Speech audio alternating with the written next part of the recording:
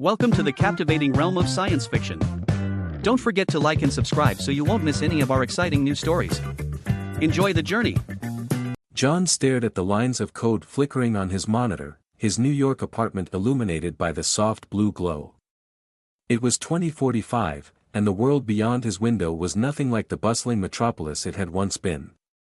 Streets that once pulsed with life now lay hauntingly silent, a stark reminder of the global fertility crisis that had plagued Earth for the past 10 years.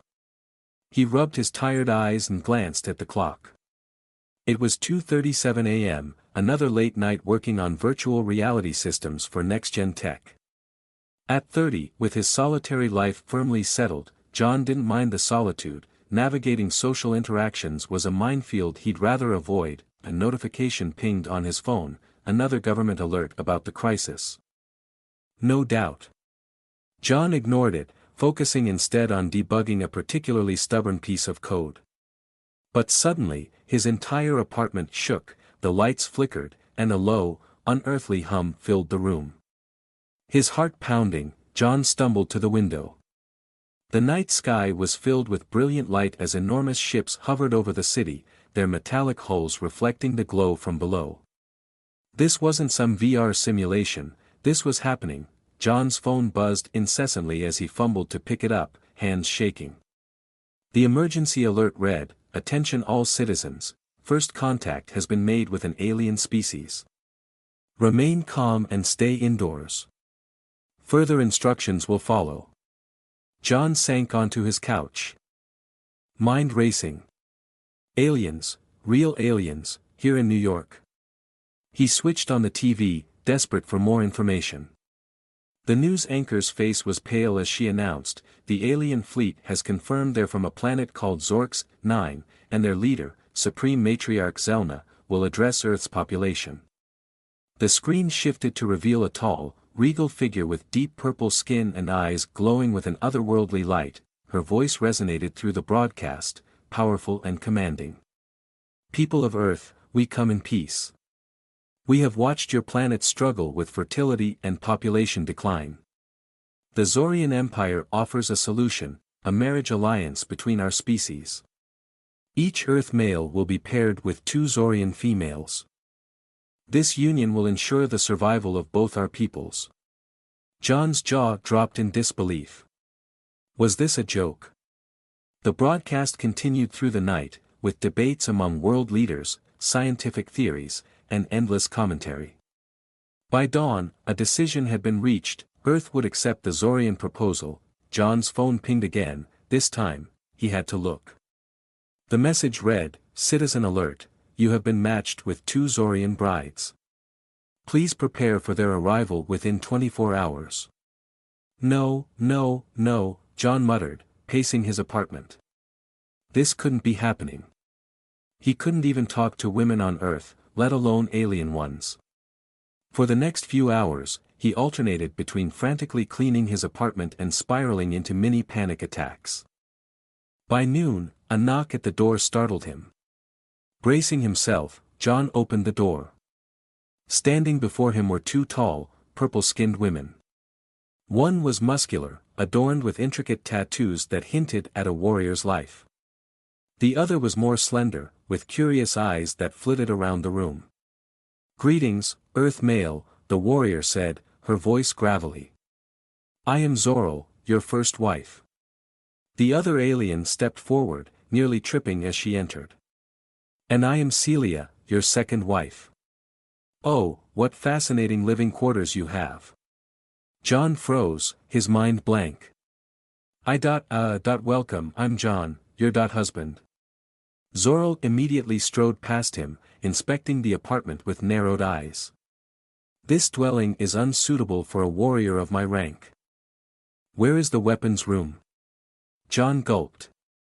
"Weapons room? We don't have those in New York apartments." Meanwhile, Celia had found his computer setup and was examining it with excitement.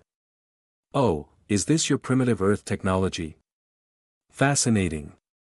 She reached to touch the keyboard. "Wait, don't." John lunged forward, but it was too late. Celia's touch sent a surge through the system, frying the circuits instantly. The smell of burnt electronics filled the room. Incredible, Celia remarked, oblivious to the damage. Your technology's conductivity is remarkable.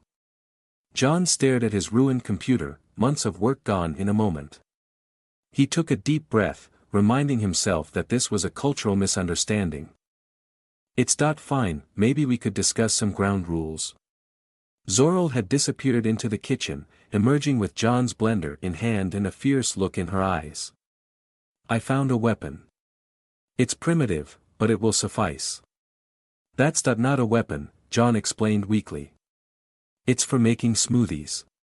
Zoril frowned. Smoothies? Is that some kind of earth combat method? Before John could answer, Celia chimed in, oh, I read about smoothies. It's a type of sustenance. Here, allow me to make one. She dashed into the kitchen, grabbing random items from the fridge. John watched in horror as she threw leftovers, condiments, and a dishwashing sponge into the blender. No, wait, the blender whirred to life, spraying its bizarre contents everywhere. John ducked as a glob of the concoction splattered across the wall. Interesting, Celia mused, covered in the mixture. Earth food seems rather aggressive. Zoril nodded approvingly. Perhaps Earth technology has a warrior spirit after all. John slumped against the wall, surveying the chaos that had consumed his previously organized life in mere minutes. How was he supposed to make this work? He couldn't even handle small talk at work, let alone manage an interspecies marriage with two alien women. Zoril seemed to sense his frustration and approached him, her expression softening. Earth male John, we understand this situation is challenging. But failure is not an option.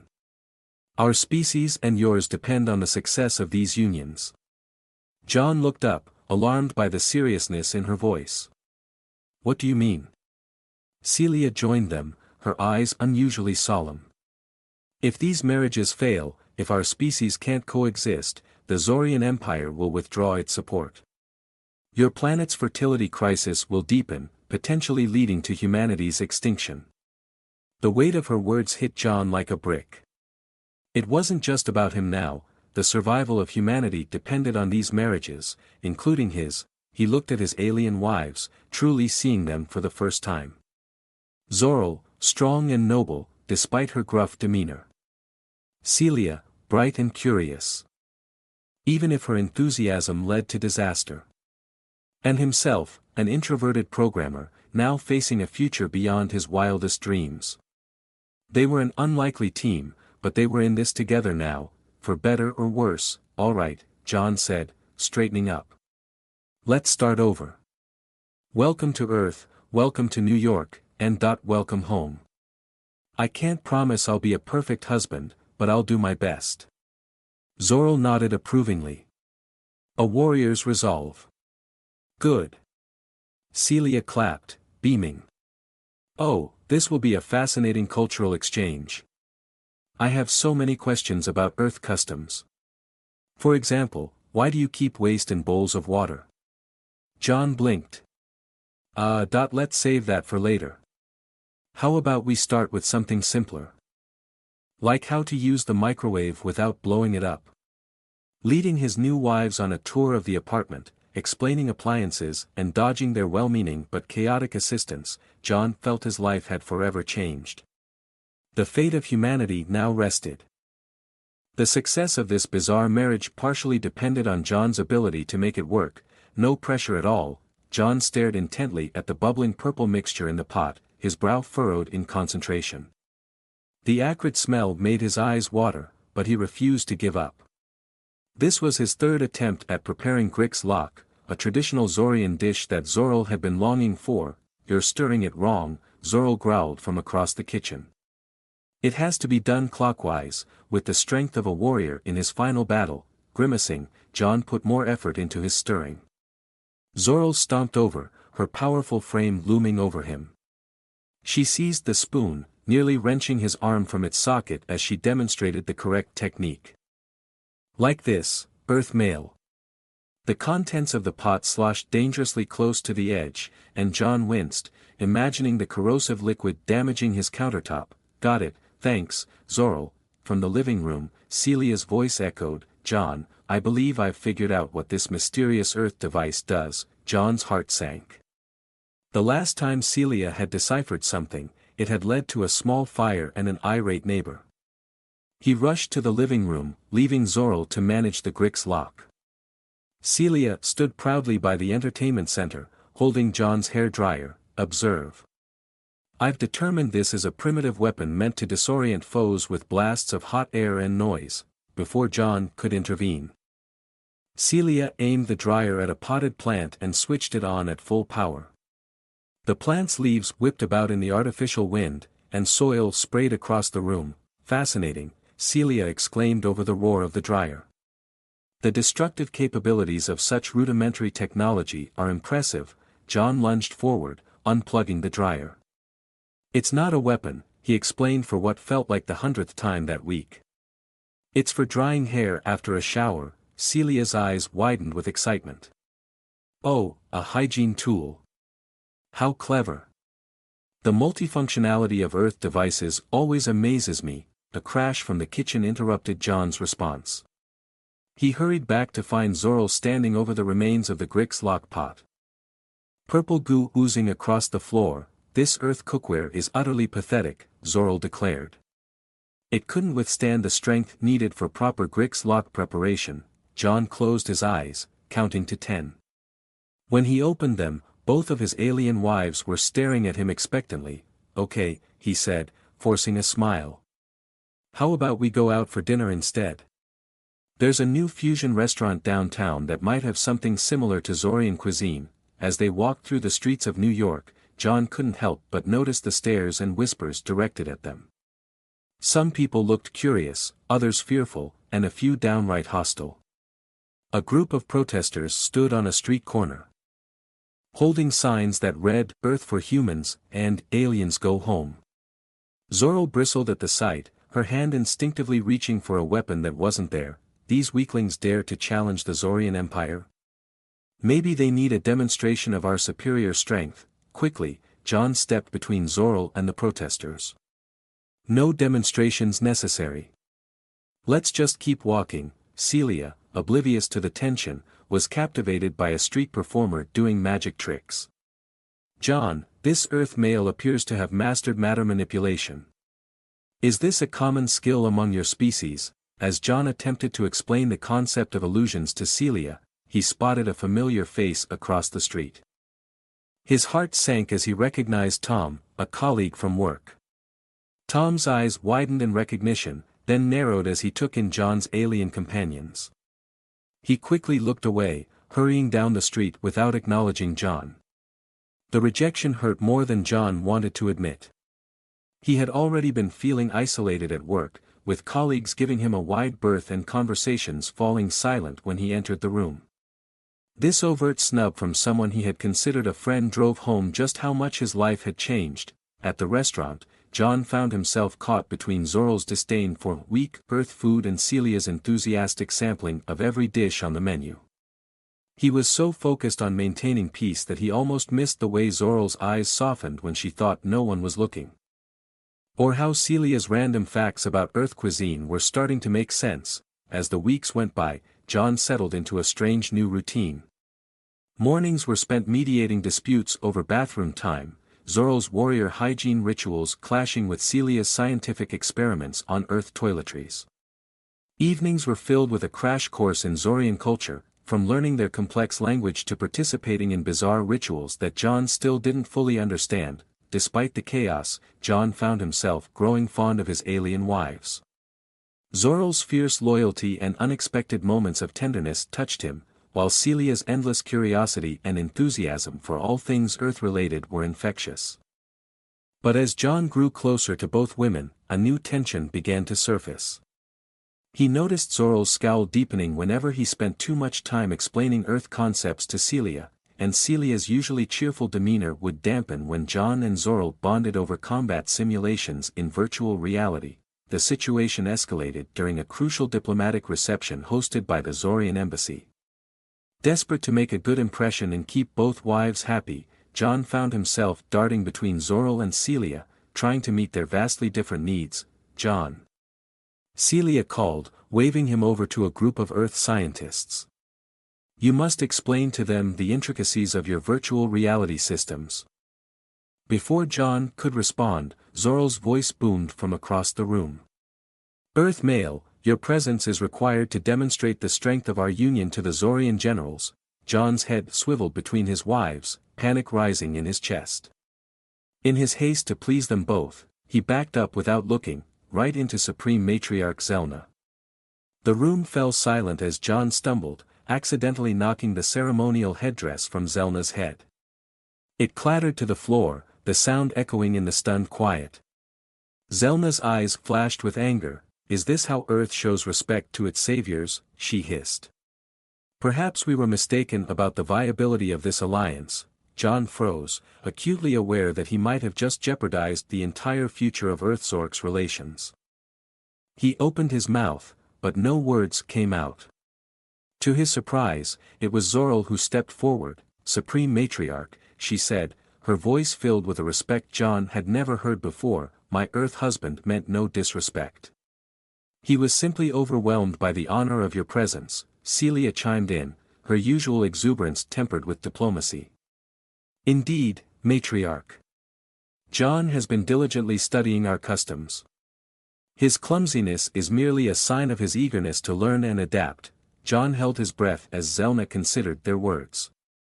After what felt like an eternity, she nodded. "Very well. Ensure that your husband receives proper instruction in Zorian etiquette. We cannot afford such mishaps in the future." As Zelna swept away, John exhaled in relief. He turned to his wives, gratitude shining in his eyes. "Thank you," he said softly, "both of you." In that moment, seeing Zoril and Celia united in his defense, John realized that something had shifted. The three of them were no longer just thrown together by circumstance, they were becoming a true family. The reception acted as a wake-up call for John, prompting him to immerse himself in learning all he could about Zorian culture. He was determined never to endanger the alliance through ignorance again. Hours were spent poring over historical texts, practicing the language with Zoril and Celia, and even trying to master some basic Zoraki in martial arts, much to Zor-Gal's amusement and Celia's scientific curiosity. As John's grasp of Zorian culture deepened, so did his admiration for his wife's unique traits. He began to appreciate Zor-Gal's steadfast honor and the gentleness hidden beneath her warrior facade. Celia's brilliant intellect and childlike wonder at the world constantly fascinated him. However, this growing intimacy brought along new challenges. John noticed how his heart raced when Zoril praised his combat improvements and how Celia's touch sent shivers down his spine during their scientific collaborations. He found himself developing feelings for both, feelings that transcended the arranged marriage that had originally brought them together. The situation reached a climax one evening after an especially intense cultural exchange session. John had successfully navigated a complex Zorian tea ceremony, earning rare commendations from both wives. The atmosphere in their apartment felt warm and intimate. Zoril approached John, her usual stern demeanor softened. "You have shown remarkable improvement. Earthman. You would make a worthy mate for any Zorian." Before John could reply, Celia interjected sharply, "John's scientific abilities are equally impressive, his understanding of complex theories rivals that of our most esteemed Zorian scholars." The two women glared at each other, an unspoken challenge hanging in the air. John sensed the tension, realizing with a jolt that his wives were envious of one another and possibly of his divided attention. He opened his mouth to say something, anything, to ease the tension, but before he could, Celia let out a sharp cry and doubled over, clutching her abdomen. Zoril, rivalry momentarily forgotten, rushed to her side. "What's the matter? What's wrong?" John asked. Panic swelling in his throat. Celia looked up, her eyes wide with a mix of pain and awe. "I believe I am with child." Zor-Gal instinctively placed her hand on her own stomach, her expression mirroring Celia's. So am I. John felt as though his world had tilted on its axis. He was going to be a father, twice, to half-alien children. The gravity of this revelation threatened to overwhelm him, but looking at his wives, he saw a mixture of joy and fear on their faces. He realized he had to be strong for them. Taking a deep breath to suppress his own panic, he said, "Okay, let's get you both to a doctor. We'll figure this out together." As they made their way to the hospital, John's mind raced with questions. How would human-Zorian hybrid pregnancies progress? Were there risks involved? Would the children be accepted on Earth or Zork's 9? One thing was certain, their already complex lives had just become infinitely more complicated. Yet, as John held the hands of Zor-Gal and Celia, feeling the firmness of one and the trembling excitement of the other, he knew he wouldn't have it any other way. The fate of two worlds now depended not just on their marriage, but also on the children they would bring into existence. It was a daunting, exhilarating, and entirely unprecedented situation. John's fingers flew over the keyboard, his gaze darting between multiple screens filled with intricate data and swirling 3D models. The makeshift lab in their apartment buzzed with the sounds of overworked computers and the occasional beep of medical equipment monitoring Zorro and Celia's vital signs. "How's it looking, Dr. Emily Chen?" asked the lead human xenobiologist on the project as she leaned over John's shoulder. He ran a hand through his disheveled hair. "I think we're making progress. The virtual model is starting to stabilize, but there are still so many unknowns." Across the room, Dr. Curnow, a renowned Zorian geneticist, studied a holographic display of the hybrid fetuses, his multifaceted eyes focused intently. The genetic integration is unprecedented, fascinating yet highly unpredictable. John glanced at his wives. Both resting on specially designed medical beds. Zor-Gal's face was set in grim determination, while Celia's eyes shone with scientific curiosity. Despite her discomfort, the sight of them reinforced his resolve. "We need to push harder," John insisted, turning back to his work.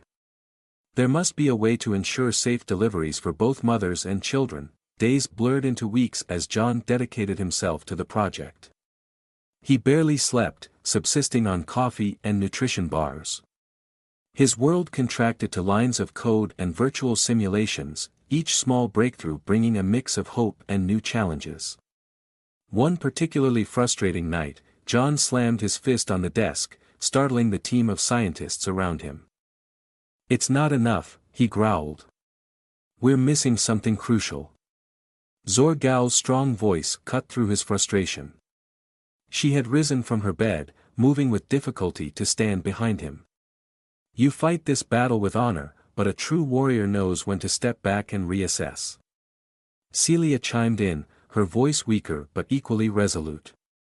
"Indeed, perhaps a fresh perspective is necessary.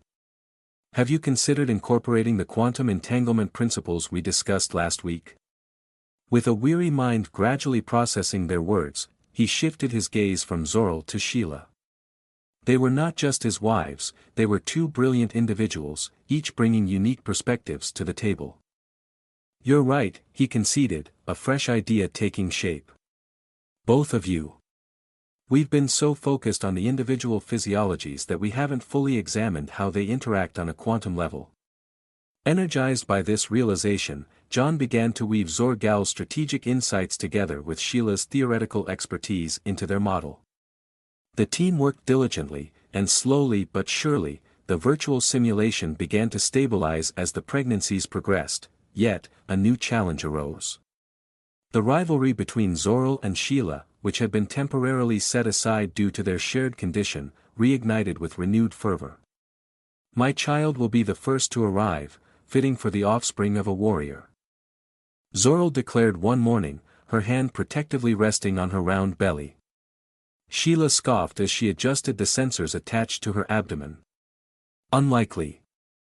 My superior intellect will undoubtedly be inherited by our child, enhancing its development." John stepped in before the argument could escalate further. "Both of you, stop. This competition isn't benefiting anyone, least of all our children." He took a deep breath, carefully choosing his words. Zorro, your strength and honor have been the foundation of our family. Sheila, your brilliance and curiosity have propelled us to new discoveries. But right now, we need unity more than ever. His wives fell silent, exchanging glances that conveyed a mix of shame and understanding. You speak wisely, Iram, Zorro conceded. A divided front weakens us all. Sheila nodded thoughtfully. Perhaps our differences can be viewed as complementary rather than conflicting.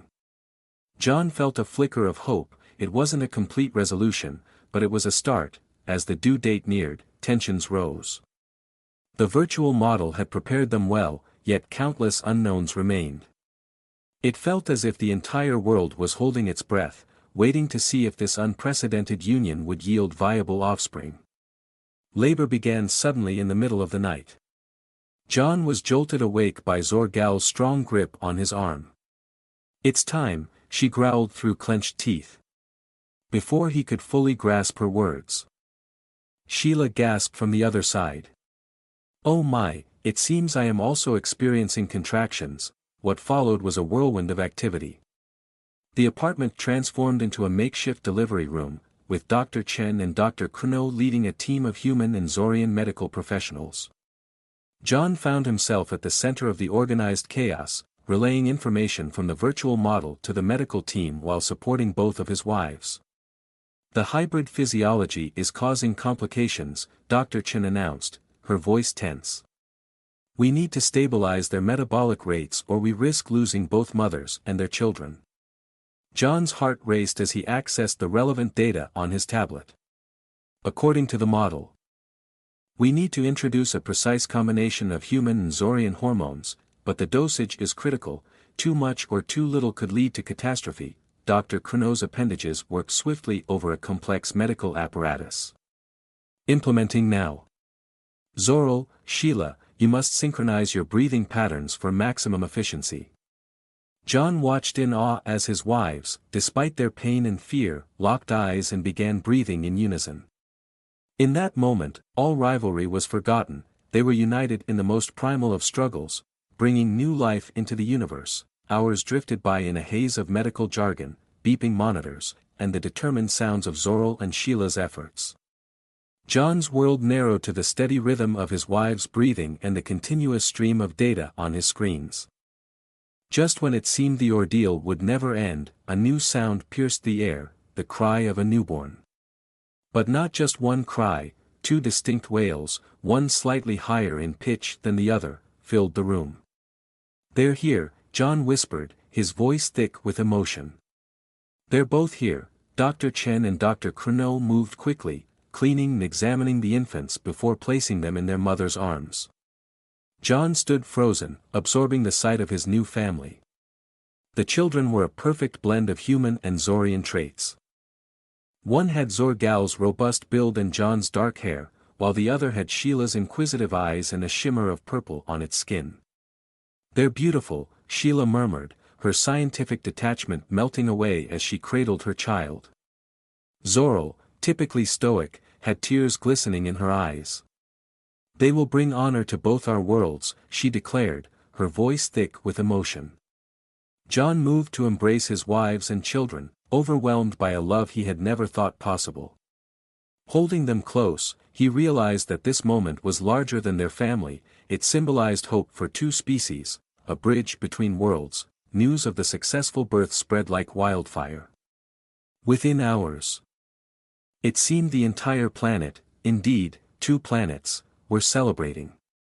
Footage of the joyful family was broadcast globally and across the stars to Zork's 9. Public sentiment shifted dramatically. Where there had once been fear and suspicion towards the Zorian presence on Earth, there was now cautious optimism. The sight of healthy hybrid babies seemed to awaken a sense of shared purpose and potential among humans and Zorians alike. In the days that followed, John watched in awe as Zorro and Sheila's relationship evolved. The rivalry that had once threatened to drive them apart now fueled a vigorous cooperation. They tag-teamed diaper changes with military precision and debated the finer points of infant nutrition with scientific rigor. As for John, He found himself navigating the challenges of new fatherhood with a blend of terror and joy. Late one night, while cradling a fussy baby as the other slept peacefully, he had an epiphany. "That's it," he exclaimed softly, careful not to disturb the sleeping infant. Zoril and Sheila, both light sleepers, were instantly alert. "What is it, John?" Sheila asked, her eyes bright with curiosity, despite her exhaustion. "I've been considering how we could assist other human Zorian couples," John explained, excitement building in his voice. "What if we created a virtual simulator to help them navigate cultural differences and prepare for the unique challenges of hybrid families?" Zoril nodded in approval. "A tool to train for the battles of interspecies relationships, wise thinking, John. Oh, the scientific possibilities are endless." Sheila clapped her hands softly. "We could incorporate real-time language translation, cultural context analyzers, even predictive modeling for potential conflicts. Thus, even as they adjusted to their new lives as parents, a new project was born."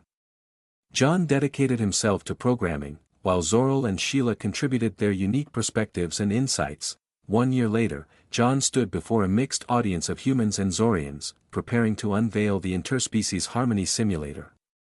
His wives sat in the front row, each holding one of their now toddler-aged children, who gurgled happily in a mix of English and Zorian. As John began his presentation, he caught the eye of Supreme Matriarch Zelna, who nodded approvingly from her seat of honor. How far they had come from that disastrous first meeting at the embassy. "Ladies, gentlemen, and esteemed beings of all species," John began, his voice steady and confident. "What we present today is more than a technological marvel. It is a testament to the power of understanding, of bridging divides, and of love that transcends the boundaries of worlds." He glanced at his family, feeling a wave of pride and affection.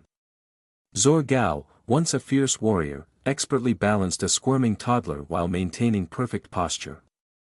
Sheila, her brilliant mind never at rest, was already jotting down notes on potential upgrades to the simulator while keeping a watchful eye on their other child. As John launched into the technical details of the simulator, he marveled at the journey that had brought them to this point, from a reluctant husband to a devoted father, from a clueless earthling to a bridge between worlds. He had undergone a transformation just as significant as the society around him. The future was uncertain, filled with challenges yet to come, but looking at his wives and children, John knew that together, they could face anything the universe might throw their way. After all, they had already achieved the impossible, they had created a family that spanned the stars. And in doing so, they had brought hope to 2 worlds. Whatever lay ahead, they would confront it together, as they had faced everything else, united as one unlikely yet unbreakable family.